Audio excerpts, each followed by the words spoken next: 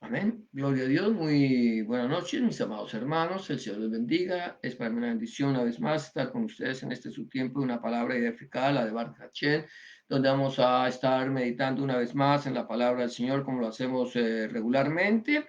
Bendito el nombre del Señor, recordando que estamos tomando un tema que lleva como título Siguiendo los pasos de Yahshua o Siguiendo los pasos de nuestro Señor Jesucristo. Bendito sea el nombre del Señor. Recuerda que el Señor nos dice en su palabra, allí en el libro de Josué, capítulo 1, versículo 8, nunca se apartará de tu boca este libro de la Torá, sino que de día y de noche meditarás en él, para que guardes y hagas conforme a todo lo que en él está escrito, y entonces harás prosperar tu camino y todo te saldrá bien. Al igual como lo dice también el Señor allí en Juan 5:39, escudriñad las escrituras, porque a vosotros os parece que en ellas tenéis la vida eterna y ellas son las que dan testimonio de mí. Bendito el nombre del Señor. Por esa razón, nosotros entonces, tomando estos dos principios, vamos a estar meditando la palabra del Señor en esta noche. Recuerda que estamos siguiendo este tema de siguiendo los pasos de Yahshua. Lo estamos meditando en el Evangelio de Lucas, escudriñando las escrituras, siguiendo paso a paso los caminos de nuestro Señor Jesucristo y aprendiendo así de su palabra. Hoy vamos a estar entrando en un nuevo tema de esta porción de la palabra. Bendito sea el Señor. Vamos a seguir leyendo allí en el Evangelio de Lucas, capítulo 20. Bendito el nombre del Señor. Voy a ver si nos acomodamos un poquito más. Capítulo 20 del Evangelio de Lucas, versículo 41, bendito sea su santo nombre, hasta el versículo 44. El título de esta meditación es Ben David, hijo de David. Entonces vamos a leer la palabra del Señor y a partir de ese momento vamos a procurar a meditar en esta palabra preciosa que el Señor nos ha dado. Gloria a Dios, bendito sea su santo nombre. Es el versículo 41 del capítulo 20 de Lucas de la siguiente manera. Entonces él les dijo, ¿cómo dicen que el Cristo es hijo de David? Pues el mismo David dice en el libro de los Salmos, dijo el Señor a mi Señor, siéntate a mi diestra hasta que ponga a tus enemigos por estrado de tus pies. David pues le llama Señor, ¿cómo entonces es su hijo? Esto es bien interesante. Entonces el punto A, que es en el que vamos a centrar hoy, un solo un punto, que es Neum Hashem Ladoni Chev Limini Ad Achit Oyeja La Ragleja, que significa, dijo Hashem a mi Señor, siéntate a mi diestra hasta que ponga a tus enemigos por estrado de tus pies. Este texto bíblico lo saca nuestro Señor Jesucristo de uno de los salmos que escribió David, que es el Salmo 110, cuando el versículo 1 dice de la siguiente manera.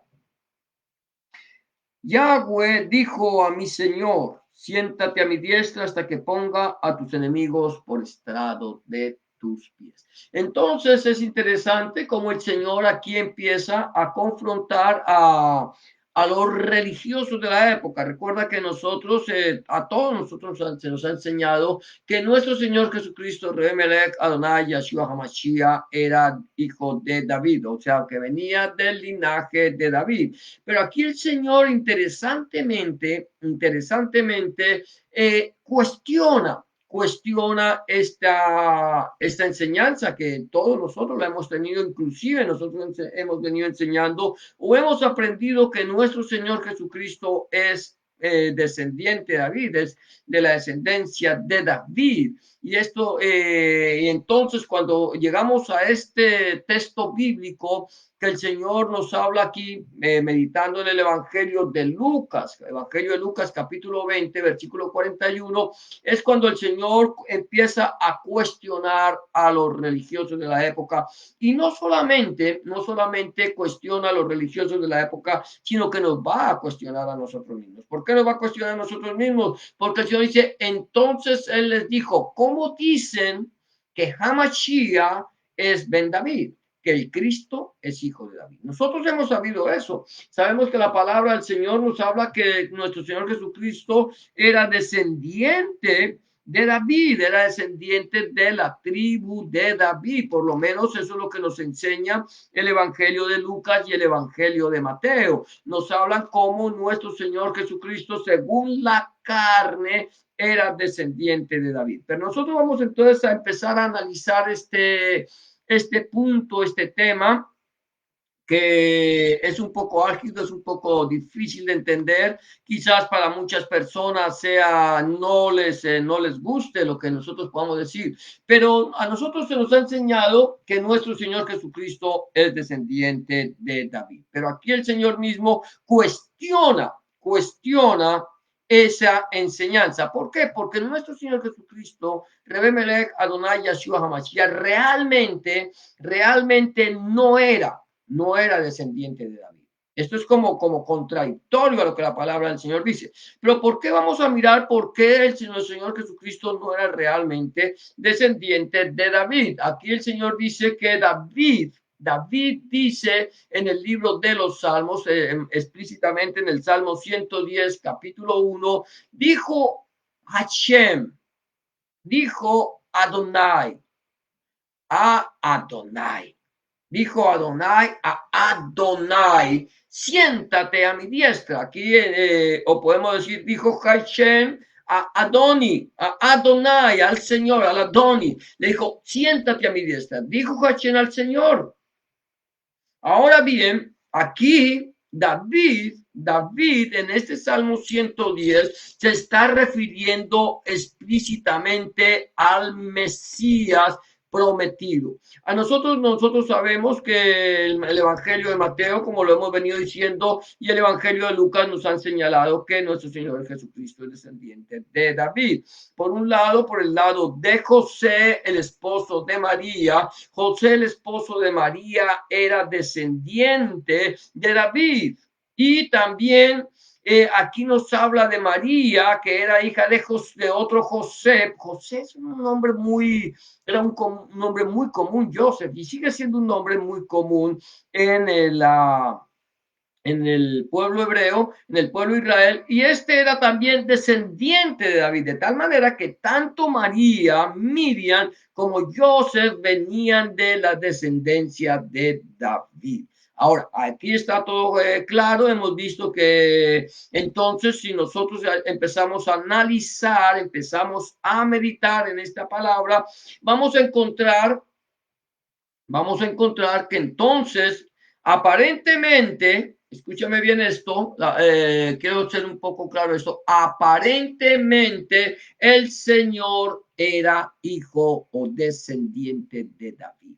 Ahora, esa es una promesa, era una promesa. Viene la promesa porque es que la promesa del Mesías, la promesa del Redentor, la promesa del que habría de redimirnos a nosotros no viene solamente desde el tiempo de David. La promesa de la redención no viene solamente desde el tiempo de Abraham. La promesa de la redención no viene solamente desde el tiempo quizá de Noé, sino desde el mismo momento en que el hombre cayó en desobediencia allí en el jardín del Edén. Allí mismo, en ese mismo lugar, cuando el hombre perdió su comunión con Hashem, con el Señor, entonces, y que fue expulsado del huerto del Edén, el Señor dio una promesa de redención. Algunos no lo creen así, pero es así. Fue de una promesa de redención a la humanidad. El Señor le dijo, yo les voy a mandar un Goel, un redentor, una persona que los rescate a ustedes del poder del enemigo, de ese poder de la serpiente antigua que es el diablo y Satanás. Yo voy a dar esa redención a la humanidad entera. Y entonces viene esa promesa de redención que encontramos en el libro de Bereshit, capítulo 3, versículo 15, el libro de Génesis, capítulo 3, versículo 15, cuando el Señor le da la maldición sobre la serpiente. Recuerda que la serpiente es un tipo de Satanás, fue utilizada por Satanás y por eso, allí en el libro de Gizgaluz o el libro de Apocalipsis, estamos hablando del primer libro y del último libro, Bereshit y Gizgaluz. Génesis y Apocalipsis. Allí en el libro de Apocalipsis o libro de Gisgalus, el Señor dice que el Señor ha reprendido al dragón, a la serpiente antigua que es el diablo y Satanás. Entonces, aquí ya podemos entender que esta serpiente antigua, que era más astuta que todos los animales del huerto, estaba siendo utilizada por Satanás. ¿Y qué hace el Señor allí en Génesis 3:15, versículo 3:15? Dice, y pondré enemistad, le dice a Satanás, entre tu simiente y la simiente de la mujer. Tú le morderás el calcañar y ella te pisará la cabeza. Allí comienza, mi amado hermano, mi amada hermana, allí comienza la promesa de redención. La promesa de redención de Elohim, de Hashem, de Dios para con el ser humano comenzó en el mismo momento que el hombre cayó. Cuando el hombre sale, es expulsado del huerto, que el Señor pone estos querubines con unas espadas encendidas para que nadie pueda encontrar el camino de regreso. Allí ellos, Adán conoce a Eva, su mujer, y tiene un hijo llamado Caín y luego tiene un hijo llamado Abel. Ellos vieron en Abel, Adán y Eva, vieron en Abel la promesa de la redención. Creyeron que Abel era el redentor. ¿Por qué razón? Porque Abel era un hombre espiritual. Abel era un hombre que buscaba al Señor. Abel era un hombre que adoraba al Señor en espíritu y en verdad. Era un verdadero adorador. Acuérdate que cuando aquí viene la enseñanza, como Adán y Eva seguramente fueron ministrando a sus hijos acerca de la creación, de cómo Dios los creó, de cómo ellos desobedecieron, de cómo ellos fueron echados del jardín del Edén, de cómo Hashem les había prometido un redentor. Todo eso seguramente ellos estaban conscientes de que había un Dios y tenían una cercanía con Dios, no como la tuvo Adán y Eva cuando estaban en el jardín del Edén, que era una comunión íntima, pero había una cercanía con Dios y encontramos que ellos conocían al Señor. Adán y Eva seguramente les enseñaron de que uno debería ofrendar, de que uno debería llevarle los frutos o ofrecerle al Señor las primicias de sus frutos, los primeros frutos. Eso nos lo habían enseñado. Entonces encontramos que ellos ven en Caín un hombre que quizás religioso, un hombre que quizás lo hacía todo solamente porque le habían enseñado y se convirtió en un principio inquebrantable que tocaba hacerlo. Abel no. Abel era un hombre que amaba al Señor de todo su corazón. ¿Qué hacía Caín? Cuando dice que Caín llevó al Señor, fue y le presentó una ofrenda. Había que presentarla. Los primeros frutos de la tierra, voy y se los presento al Señor, son las primicias. Una ofrenda, cojo lo primero que encuentro y se lo llevo. Estaba bien, fue lo primero. Esto es interesante. Aquí no es que decir, es que Caín cogió ahí lo que le sobraba. No. Aquí yo no voy a pensar esto. Aquí yo no voy a pensar que Caín cogió lo que le sobraba. Caín cogió las primicias y se las llevó al Señor. Una ofrenda. Pero ¿qué hizo Abel? Abel tenía, Caín era un hombre que cultivaba la tierra. Hay gente que dice, no, es que como cultivaba la tierra era su esfuerzo y tal. No, eso no tiene nada que ver. Él cultivaba la tierra y Abel era pastor de ovejas. Abel, cuando fue a llevar las primicias, los primeros frutos, a ofrecerle el sacrificio al Señor, él no llevó un sacrificio. Pudo haber cogido cualquiera de las ovejas que había nacido primero y haberla llevado. No, él fue y escogió lo mejor. De esa manera se podía entender cuál era el corazón, cómo era el corazón de Caín y cómo era el corazón de Abel. Y eso lo veían Adán y Eva y veían en Abel el redentor. Dice, este es el redentor. No hay duda. Tiene las características del Goel que Dios nos prometió. Pero cuando viene Caín, y le corta la vida a Abel, esa promesa de redención en la que, o sea, esa confianza que han puesto Adán y Eva en Abel se desvaneció. No era, no era. Entonces viene el otro hijo que luego tienen, que es Seth, y ven en Seth quizás la promesa de redención, porque también Seth fue un hombre temeroso de Dios, pero no era allí, no era el tiempo de Dios, no era el tiempo. El tiempo pasa, el Señor ve que la maldad del hombre es grande, el Señor toma lo que es suyo y lo aparta, pero decide que tiene que destruir la humanidad porque la humanidad es mala desde su juventud, es mala, es perversa, pero antes de que Dios vaya a destruir al hombre, le mandó a Noé, que era precursor de salvación, de buenas noticias, 100 años predicando el mensaje del evangelio, las besuras de Jehová, para que el hombre se arrepintiera, y no quiso. Hasta que no entró en el arca, el Señor cerró la puerta y los destruyó a todos. No era allí, no era Noé, no era allí. Más adelante viene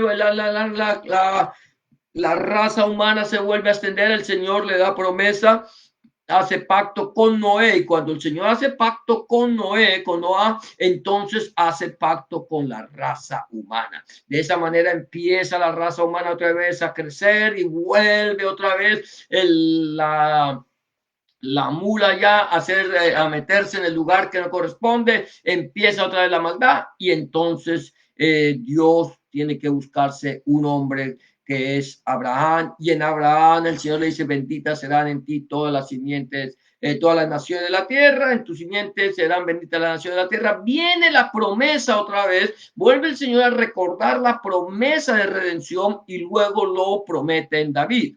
Ahora bien, ya teniendo un poco más claro este aspecto, entonces podemos ver que aparentemente el Señor era hijo de David, era descendiente de David, pero no lo era, no lo era. Los que eran descendientes de David era José y Miriam, José y María, ambos eran descendientes de David. ¿Qué hace el Señor? ¿Qué hace Hashem? Hashem envía a su ángel, al ángel Gabriel, a la presencia de Miriam, y ya nosotros conocemos el saludo: salve muy favorecida, el Señor es contigo, bendita tú entre las mujeres. La salutación a la cual Miriam o María se extraña y dice: ¿qué salutación es esta? ¿Qué salutación es esta? Y entonces aquí es donde entra realmente, nosotros vamos a poder entender lo que pasó allí. ¿Qué es lo que le dice Gabriel? Gabriel le dice que el Señor la ha escogido, y que de ella nacería el Salvador, el Goel, el Redentor, el que redimiría a la humanidad en Hamashiach. Allí nacería Hamashiach. Entonces viene allí, y ella dice: ¿cómo será esto? Eso ya lo vimos nosotros allí cuando comenzamos el estudio o la meditación del libro del Evangelio de Lucas. ¿Cómo será esto si yo no conozco varón? ¿Cómo será esto si no he tenido ninguna relación conyugal con ningún, o sexual con ningún hombre? Y entonces viene aquí donde el Señor muestra cómo él iba a actuar. Dijo: el Espíritu de Dios vendrá sobre ti y te cubrirá, y el santo ser que nacerá de ti será llamado Hijo de Dios. Aquí es donde está ¿cómo lo llamamos? El misterio de Hashem. El misterio de Dios está aquí. ¿Quién fue el que vino sobre María? ¿Quién cubrió a María? El Espíritu Santo. No es una paloma, no fue una paloma. Hay una cantidad de gente ignorante y que ha querido tergiversar la palabra de Dios al decir que es que nuestro Señor Jesucristo, Yahshua Mashiach, es hijo de una paloma. Eso es errado, eso es erróneo, eso es una ignorancia del ser humano. Es el Señor, mientras el Espíritu Santo, la persona del Espíritu Santo, la Ruach HaKodesh, viene y cubre a María a Miriam. ¿Y qué es lo que hace la Ruach HaKodesh? ¿Qué es lo que hace el Espíritu Santo? Introduce en el vientre de María. Escúchame bien esto, mi amado hermano, mi amada hermana, esto es muy interesante. Introduce en el vientre de María el embrión de Dios. El embrión de Dios. No solamente, no solamente podríamos decir actuó el Espíritu Santo, no actuó el Espíritu Santo y que tuvo parte María. María simplemente fue un vaso. Y eso se nos ha enseñado a nosotros, sobre todo la iglesia, de lo que es la iglesia protestante, se nos ha enseñado que María fue un vaso usado por Dios. Pero si nosotros vamos a unos cuantos siglos atrás, o unos 50, 60, 70 años atrás, nos va a quedar un poco difícil entender lo del embrión. Pero cuando ya nosotros podemos, vemos lo que es lo que se ya conoce hoy por hoy como la fecundación in vitro, podemos entender más a causa de lo que es el embrión. ¿Qué pasó? Cuando el Señor introduce su embrión en el vientre de María, escúchame bien esto, allí en la matriz de María, cuando Dios introduce su embrión, aquí Dios se había adelantado a siglos de la ciencia. La ciencia hasta, no sé, yo pienso 60, 50 años atrás, empezó lo que es lo que nosotros conocemos como la fertilización in vitro, más o menos. El Señor ya se había adelantado, el Señor se adelantó porque Él es, él es el médico por excelencia, Él es el cirujano por excelencia. Él hizo una cirugía en Adán cuando de una costilla hizo una mujer, le sacó una costilla a Adán para crear a la mujer. Él ya es el cirujano por excelencia, el médico por excelencia, ciencia por excelencia. Él puso el embrión en el vientre de María de tal manera, mi amado hermano, mi amada hermana, mi amado amigo y amiga que me escuchan, de tal manera que nuestro Señor Jesucristo, Rebemelech Adonai Yeshua Hamashiach, no tuvo ninguna relación con la sangre de María. Por eso él aquí no dice que el santo ser que nacerá de ti será llamado hijo de María. Nunca, nunca. Esto es una enseñanza católica romana, pagana, del paganismo romano, cuando nos dice que Santa María, Madre de Dios. Eso es una mentira. Ella no fue María, no fue Madre de Dios, y simplemente fue un vaso que Dios escogió para que naciera su hijo, que era 100% Dios, indiscutiblemente, y 100% hombre, porque nacería de una mujer, y nacería en carne y sangre, o sea, con todas las cualidades de un ser humano, con todo esto. Entonces, aquí es lo que viene, por eso el Señor Jesucristo cuestiona a los religiosos de la época y nos cuestiona a nosotros. Nos está cuestionando porque nosotros, quizás muchos creyentes en este momento, que estén escuchando este mensaje, que escuchen esta enseñanza, van a entrar en shock. Así como, ¿cómo es posible? Esto no puede ser. Sí, esto es así. Y el mismo Señor lo dice aquí, que Jesús de Nazaret, Rebémele de Adonai Yeshua Hamashiach, no es descendiente de David, sino que Él es el Señor sobre David. Él es Adonai. Él es el Señor que está sobre David. Y al estar sobre David, bendito el nombre del Señor, entonces es rey sobre David. Rey sobre David. Entonces, aquí por eso el Señor nos está diciendo, ¿cómo es posible que sea hijo, el Mesías sea hijo de David, si el mismo David dijo el Señor a mi Señor? Aquí le dice, Naum Hashem Ladoni Chem Limini Ad Achi Oideja El Ragleja. Dijo Hashem a mi Señor, siéntate a mi diestra hasta que ponga a tus enemigos por estrado de tus pies. Esa fue la sentencia. Por eso el Señor le dice, si esto lo dice David, aquí el versículo 44, viene el punto, dice, David pues le llama Señor, ¿cómo entonces es su hijo? Eso es interesante, Esto es muy interesante porque yo creo aquí, bueno, volvemos al punto, lo que la palabra del Señor nos dice allí en el Evangelio de Lucas, que el Espíritu del Señor vendría sobre Miriam y la cubriría y el santo ser que nacería de ella sería llamado Hijo de Dios.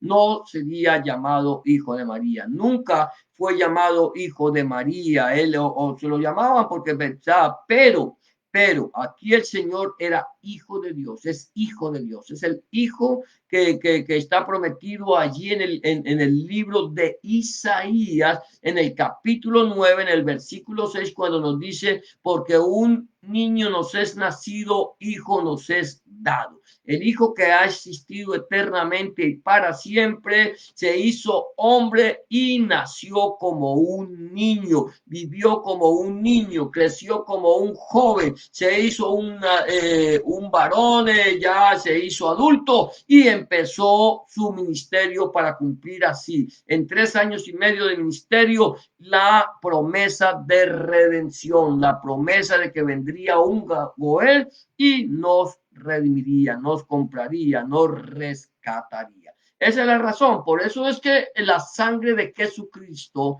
nuestro Señor Jesucristo, la sangre de Rebe Melech Adonai Yahshua Hamashiach, es Adam, nos limpia de todo pecado, porque no tiene ninguna relación con la sangre humana. La sangre humana, mi amado hermano, mi amada hermana, la naturaleza de la sangre humana viene, es una sangre contaminada por el pecado, contaminada por la desobediencia, contaminada por la maldad. Nuestro Señor Jesucristo habitó entre nosotros, tomó la forma de hombre, pero su embrión que vieron sus ojos, que vieron los ojos de Hachel, su embrión no tuvo relación con la sangre humana. Por eso es que esa sangre tiene poder para cambiar. Por eso el Señor nos cuestiona en este momento para que nosotros podamos entender, porque hay gente que dice que su Señor es un carpintero judío. Mi Señor no es ningún carpintero judío. Mi Señor es el Rey de Reyes y Señor de Señores, Dios Todopoderoso. Ahora, mi pregunta es, si el Señor, si Jesús de Nazaret, Rebbe Melech, Adonai Yahshua HaMashiach, es el Señor de señores, el Rey de reyes, el Dios todopoderoso, ¿por qué no le servimos? ¿Por qué no le entregamos nuestro corazón? ¿Por qué no aceptamos su sacrificio? ¿Por qué no lo recibimos en nuestro corazón? ¿Por qué no dejamos que Él sea el Señor de nuestras vidas? Él dice claramente en su palabra, el que a mí viene, yo no le echo fuera.